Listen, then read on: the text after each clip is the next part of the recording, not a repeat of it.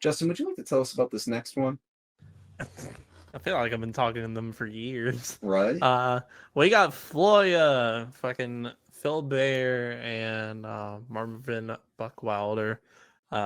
They have finally capped off their album Yume, with the entire package with Yume dropping as the sole new song.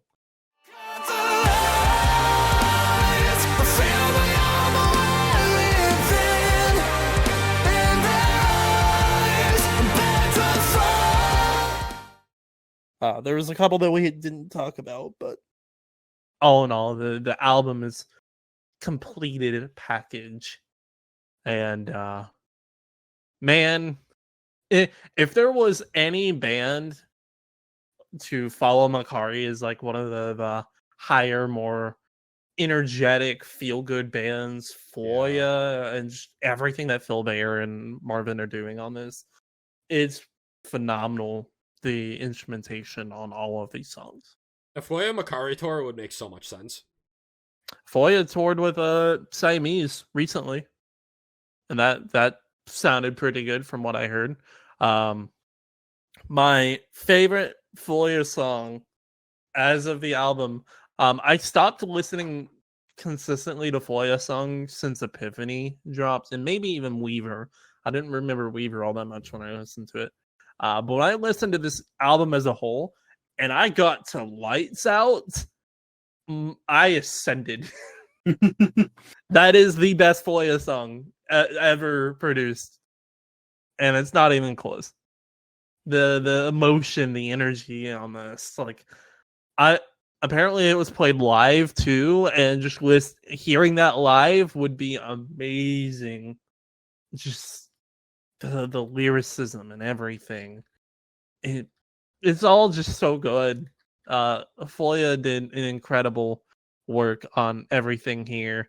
The chorus in Lights Out, cut the lights, I feel my armor wearing thin, in their eyes I'm petrified, entombed inside of my own skin for all time. And then the second verse, drawn the line, I've stepped into the cage. How can I let go of all this rage? Still making up these stories of a man who's lost most of his love. Time will heal it all away, alive, but on my knees. Oh, the lights keep haunting me. There's so many more bits and pieces of the album, but I feel like I have to talk about Lights Out as being like my all-time favorite. Even going back to the stuff that I enjoyed more frequently, like Wonders, Stay, and Fluorescent. Like, all in all, FLOYA knocked this album out of the park. That is to say, I don't think it's got the lasting power for me, admittedly. I think it's all really good as its own separate package, minus the few that I mentioned. I feel like it's more enjoyed as within its own self-contained box. I feel like as each individual single, I don't know if they're gonna last. This is my album of the month. Yo, let's go. I for some reason wasn't very high on these. I'm the opposite, Justin. I wasn't high on a lot of these as singles, but when I get into this and the overall soundscape that FLOYA create here, I mean, we've always sung praises about how it feels like you're drifting through the clouds and it's a sunny day and everything's super peaceful. And I honestly feel like the album art for this really encapsulates that too. The whole overall vibe of this album. Man, this almost, to me, feels like you took guitars and put them over like summer house music. Like, it's got that kind of, I don't know if you guys ever listened to those big pop hits back in like 2013, 2014 from Calvin Harris that were all like summer anthems. This to me feels like you took rock and combined it with those, and it's just such a happy, elated feeling from start to finish that for me it does have that staying power, because like if I'm in a good mood or as we approach summer, like it's the perfect album for that sort of thing. I am excited to listen to this. I haven't listened to it, but you guys are You're in selling for a it pretty treat. well. Yes. It is Is this a genuinely Windows down incredible. kind of? Yes. Yes. Because I'm Unequivocally. not kidding. Today was the first day of Windows down weather for me. It was so nice today. It If really I ever was. had to name a 2024 Drive Core album, this is it.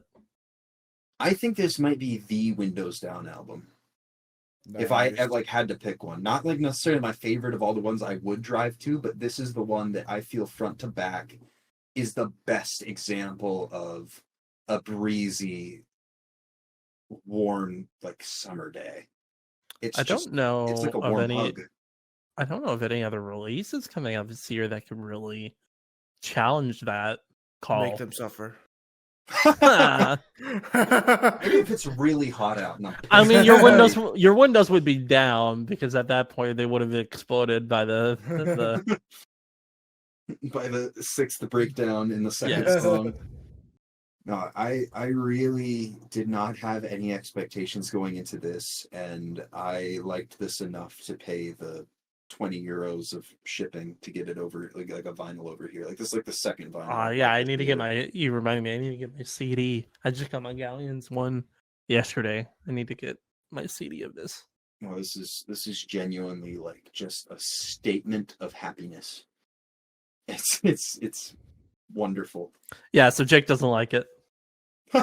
Yeah, I haven't listened to this, and I haven't listened to any FLOYA songs since we stopped talking about the singles, so my bad. No, I haven't either, and so that, you know what, that made it all the much better for me because I just got to sit back and go, oh, like there's not.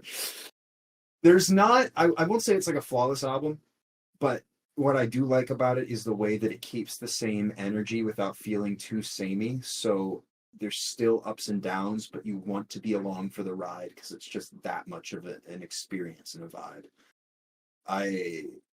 This out of all the albums that we talked about like this month or will talk about, I think this, if it stays the way that I think it will, is probably the most likely to make it in my top 10 at the end of the year. Like it's genuinely very, very incredible.